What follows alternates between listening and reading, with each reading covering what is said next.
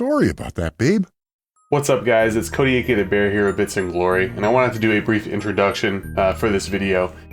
This is going to be as the title states, a Shining retrospective on Shining Force on the Sega Genesis, one of my favorite games of all time, and I felt like it was time to kind of break out of my comfort zone, so to speak.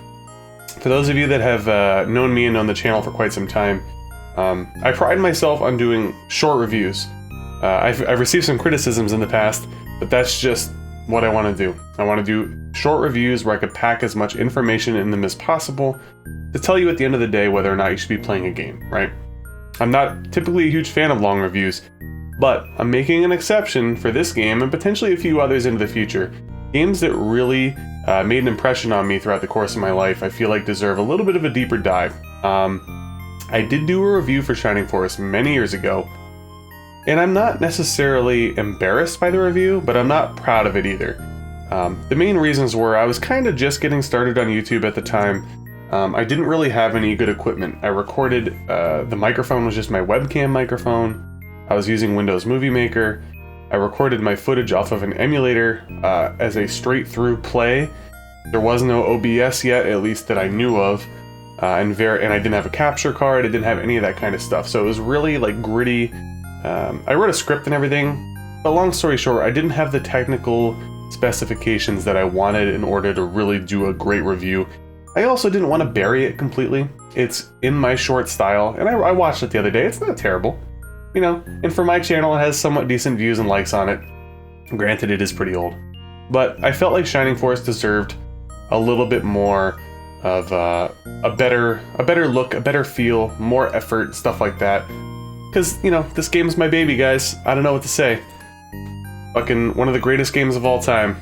Role-playing action up close and deadly, as it says on the back. So, without any further ado, I hope you guys enjoy my Shining retrospective, a deeper look at Shining Force.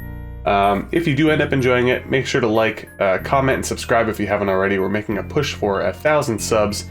I'd really appreciate it, and obviously all the support that I have already, greatly appreciated. Thank you guys so much, and enjoy the video. Shining Force, The Legacy of Great Intention was developed by Sonic Software Planning and published by Sega, released in North America in July of 1993 for the Sega Genesis. Growing up, my primary knowledge of RPGs at the time were of the turn-based, random encounter-style adventures like Final Fantasy 2 and 3 on the SNES, also known as 4 and 6, or of the action RPG/adventure variety games such as Secret of Evermore or The Legend of Zelda: A Link to the Past. So when I first laid my eyes on Shining Force, I was awestruck. My very first exposure to Shining Force was actually on the Genesis emulator at my neighbor's house in probably 1997 or 1998. Shoutouts to Kyle, by the way, great guy. I remember just being so enthralled by not only the battle scenes, but also the town exploration, the vibrant graphics, the character portraits, and the soundtrack. This was also during a time in my life where my board game playing was at its peak. So the idea of essentially moving pieces around, or in this case characters, on a game board, or again in this case battlefields, it was right up my alley. I was a huge fan of games like Stratego, so how cool was it to essentially live out a tactical war game in 16-bit glory and on your Genesis? This was all just so fresh and interesting to me. And yes, I know that Fire Emblem was already kicking around in Japan, but believe it or not, Shining Force lead developer Hiroyuki Takahashi stated that the tempo of Fire Emblem was, I quote, so bad that it was something they didn't even want to play. First of all, damn. Secondly, sick dev burn. But for the record, I do like the Fire Emblem series, so don't come at me with pitchforks. Anyways, instead, Shining Force drew inspiration from games like Dragon Quest and apparently a Japanese PC game titled Silver Ghost, which I know nothing about. Assuming the role of the hero, or Max if you go without naming him, you take control of a young swordsman who finds himself thrust into a touchy situation.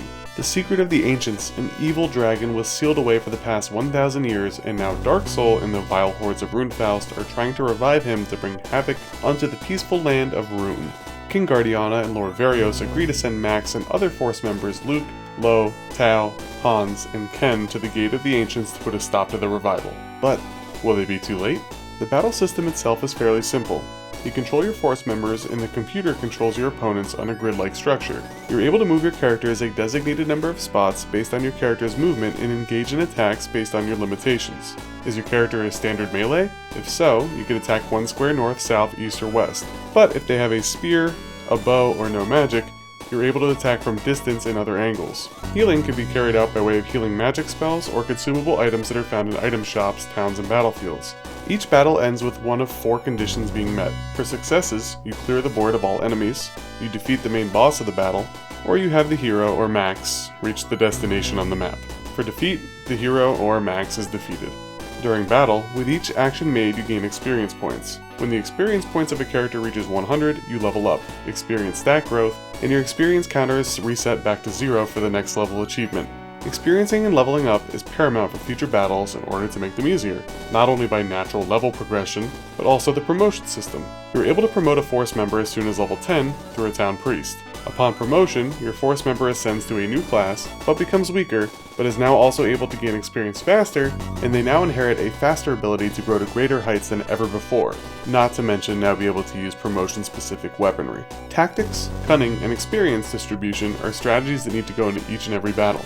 In each battlefield, an enemy set provides a new set of hurdles. Many outdoor battles in Shining Force are long slogs with limited movement ranges, while on the flip side, an indoor battle might be easier to move, but also be littered with ranged and magic attack enemies ready to punish you for a wrong step.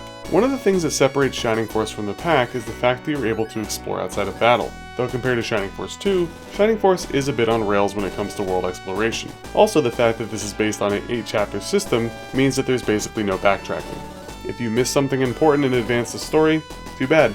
But whether it be the somewhat minimal overworld exploration, or the more intricate town exploration, there is plenty of content and sights to be seen, plenty of NPCs to converse with, chests to be looted, and force members to find. Speaking of force members, with 30 of them to find, some of which are a guarantee, others that require a little bit of poking around to find, you are sure to have plenty of replay value and build variety during your playthroughs. One of the main draws that pulls me back to Shining Force year after year is the fact that you could choose to have whoever you want in your team. Want your team to be mostly centaurs? Go for it.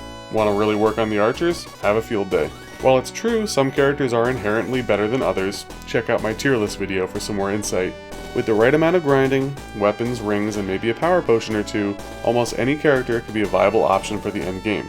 Maybe you want to choose your force members based on looks alone. Well, that could be a tall task, as Shining Force's graphics are equal parts cool and charming. Carrying over the same style from his predecessor, Shining in the Darkness, which I also reviewed on my channel a few years back, it's a style that is certainly a seal of quality. When you see it, you know instantly that it's a Shining game. The colors pop, the portraits are animated with a fantasy cutesy style that is second to none, and the battle animations are detailed and you could feel the force of you and your opponent's blows with each strike. Another aspect of Shining Force that, shines is the soundtrack. Whether it's the upbeat nature of Guardiana's theme, the marching importance of the battle themes, or the somber nature of that in Shade Abbey, the soundtrack of Shining Force has the right track for the right time. Always. Heck, even the little jingles that will play after reviving your character or saving your game are memorable and are sure to be in your head before even clicking the prompt buttons. Composer Masahiko Yoshimura carried on the legacy of Great Intention. Okay, I'll stop with the puns. He carried on the legacy that he established from Shining in the Darkness and expanded upon it in every way, paving the way for future lead composer Motoaki Takanouchi, who would go on to do the soundtracks for Shining Force 2, the Shining Force Gaiden games, and more. Also, don't rip me for my horrible pronunciation. I have a Greek last name, I get fucked up all the time. When it comes to the difficulty of Shining Force, I could fully admit that it's not the hardest game. Sure, if you don't grind at all and assemble a somewhat poor force structure and go into every battle with completely reckless abandon, you might have a tough time. But with some patience, force balance, and a little bit of grinding, Shining Force doesn't pose too much of a threat to your sanity. With only a standard difficulty and no options to choose from, it is a what you see is what you get type of deal. If your force members die in battle, they could be revived at the town priest. If the hero or max dies, you have to start the battle all over again. If you are someone who actively seeks more of a challenge, I would consider trying a permadeath run similar to Fire Emblem, maybe a hero or max only run, or trying out some of the many ROM hacks that are available on the interwebs. Shining Force is a game that is near and dear to my heart. Occasionally, you may have a game from your childhood that you replay years down the line, and admittedly you might need nostalgia glasses for in order to make it feel like it did back then. But for Shining Force, I get that same feeling that I had when I was a kid each time I fire up my cartridge today. Sure, there are a few archaic aspects of Shining Force such as the sloggy outdoor battles, the clunky inventory and weapon management system, and some truly maddening RNG at times. But for all these nitpicks, they pale in comparison to the masterpiece that is the original Shining Force. Some fans of the series may argue that Shining Force 2, Shining Force 3, or even Shining Force CD might be the magnum opus of the Shining franchise. I would beg to differ. While they are all truly phenomenal entries, some of which are in my personal top games of all time list, to me, they still don't shine as bright as the original.